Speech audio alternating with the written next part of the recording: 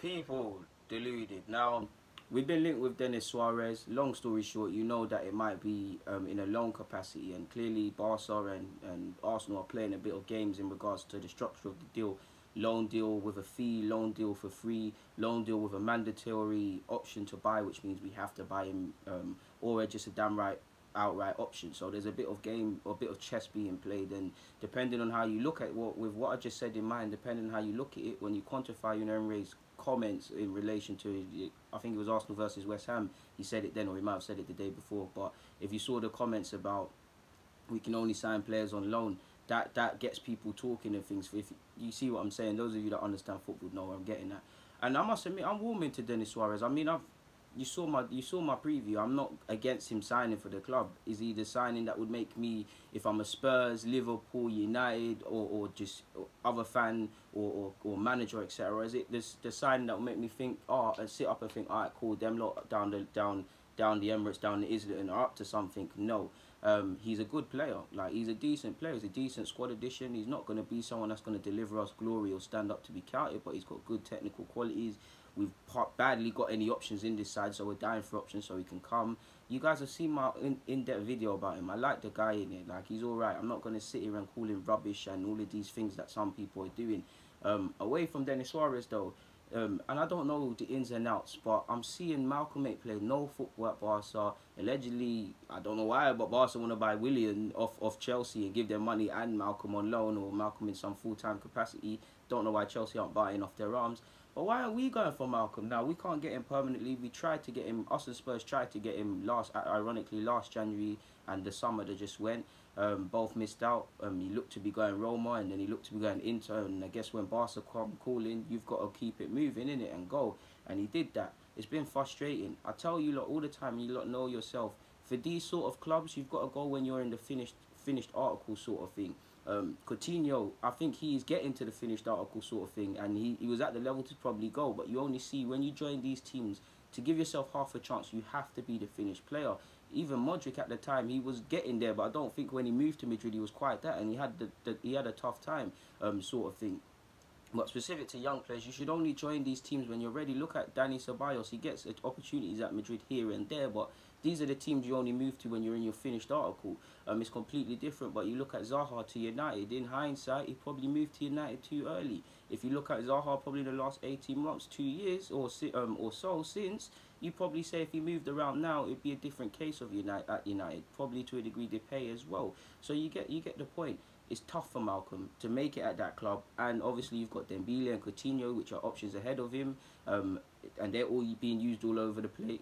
Pardon me, people, low battery, and they're being used all over the place, and things like that. And obviously there's a lot of scrutiny, so he's barely had a look in. Why didn't we grab him on loan? Now, I'm not too sure. Again, I'm not going to sit here and say permanent or on loan, because having said what I've just said, if I look at probably why we didn't get him and some of the comments that were said as to why he wasn't coming to Arsenal, there was disagreements between his agents' demands and the people around him. So maybe Arsenal don't want to go down that route and mess with them sort of people again. I don't know. I'm just a football fan. But why can't we get him on loan? Like, again, not to get at Denis Suarez, and he's a decent player in his own right, but you look at Malcom and you think, like, again, I wouldn't say wow, like if I was an opposition fan, but you'd think, okay, cool. Arsenal have gone out and got a direct winger. He might not be the finished article, but they've gone out and got a direct winger on loan in some capacity. If we really are going to get peas in the summer, then for me, Malcom on loan, agree that thing in the summer. Again, this is wishful thinking, people, because we clearly had some disagreements with his agent or were unable to get the move done. But this is the sort of signing you need. Again, not getting that Suarez. Suarez is a good player and it could be a good option, rotation, squad option, or who knows, first team regular.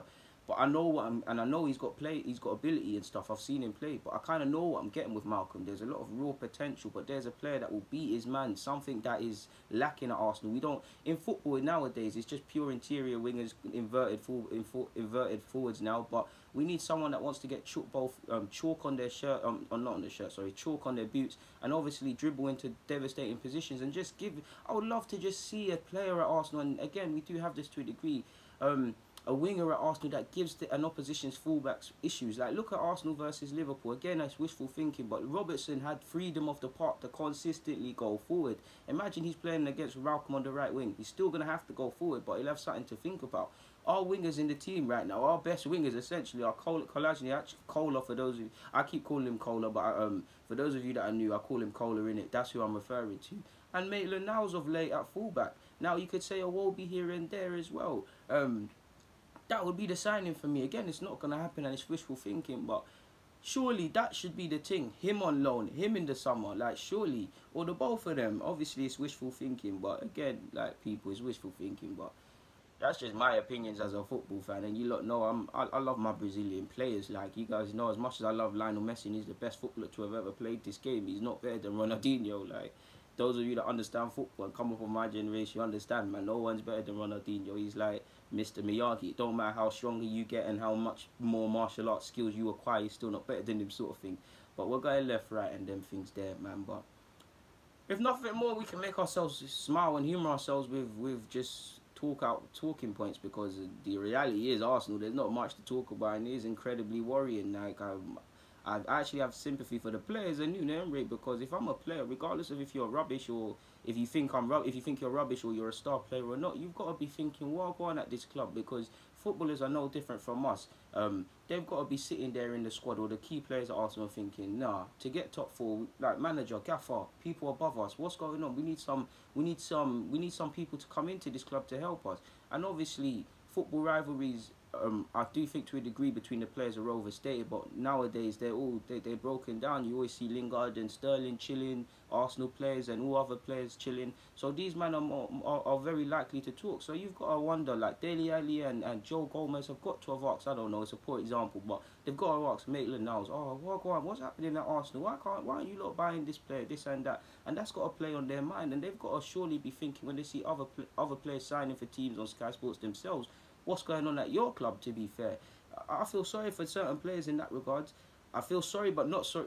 I feel sorry but not sorry for them, I should say, because some of them need to be cut loose, and ultimately they're part of the reason we're here. I feel sorry for not sorry with Unai Emery, because on one hand he's got to have known the conditions he was walking into when he signed that contract at this club, without a doubt. But on the other hand, it's an impossible job. Like it really is an impossible job. Like you really got to work a miracle, and you're really relying on too much that is physically impossible. And I wouldn't say you've been set up for failure, but you're more or less set up for failure, because how do you go against this beast of the other teams spending money? I'm not saying because other teams are spending 300 million or so we need to match that, but just it would be nice for our manager or the club to be linked with players and know we can go out and get them, or just go out and get them for modest fees. Like Van Dijk, for instance, went for 75 million. I don't think Arsenal could be able to do that, or I would love to have brought Van Dijk to this club for that fee or lower. But you look at stuff like Pavard for 35 million euros this January. How much has he got to have been worth in the summer or before he kicked a ball for France's national side?